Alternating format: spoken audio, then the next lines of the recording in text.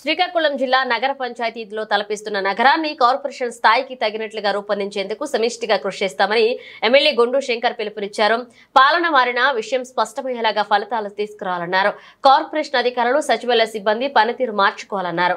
స్థానిక బాపూజీ కళామందిరంలో నగరపాలక సంస్థ అధికారులు, సచివాలయాల ఇన్ఛార్జీలు, టీడీపీ నాయకులతో ఎమ్మెల్యే శంకర్, కమిషనర్ చల్లా ఓబులేష్తో కలిసి మంగళవారం సమన్వయ సమావేశం నిర్వహించారు. ఈ సందర్భంగా ఆయన మాట్లాడుతూ శ్రీకాకుళం నగరం కార్పొరేషన్ రూపాంతరం చెందినప్పటికీ ఆ స్థాయి అభివృద్ధి జరగలేదని ఆవేదన వ్యక్తం చేశారు.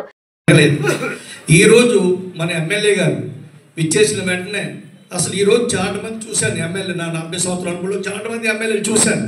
ఎమ్మెల్యే ఎలాగుంటే పదవి వచ్చింది, ఎంజాయ్ చేద్దాం, అనుభవిద్దాం, పదవిని అనుభవిద్దాం అన్నట్టు ఎమ్మెల్యేలు చూశాను గతంలో నేను.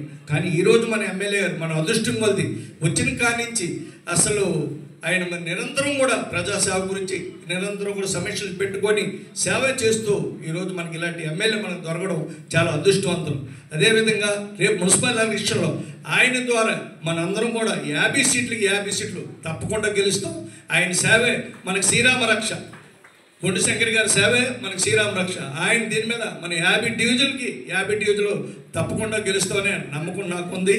ఇలాంటి నాయకుడిని మనం తెచ్చుకోవడం మనకి దేవుడు భగవంతుడు ఇచ్చిన వరం. కాబట్టి మేము కూడా తెలుగుదేశం సభ్యులు, కమిషనర్ గారు చాలా సాంప్రదాయం మొదటి నుంచి మేము 83 తెలుగుదేశంలో ఉన్నాం. ఎవరితో కూడా తగులు పెట్టుకొని ఎవరితో మాట్లాడే అసలు మా మనస్తత్వాలు కూడా ఎవరు కావు. తెలుగుదేశం సభ్యులు ఎవరు కూడా కావు. అందరం కూడా చాలా సాంప్రదాయంగా అడుగుతాం, సాంప్రదాయంగా చేసుకుంటాం. కానీ అప్పుడు ఏదో మా పని మేము చేస్తాం. కానీ మా వరకు గౌరవించి చేయండి. అందుకు ఈ చక్కటి అవకాశం ఇచ్చిన అందరూ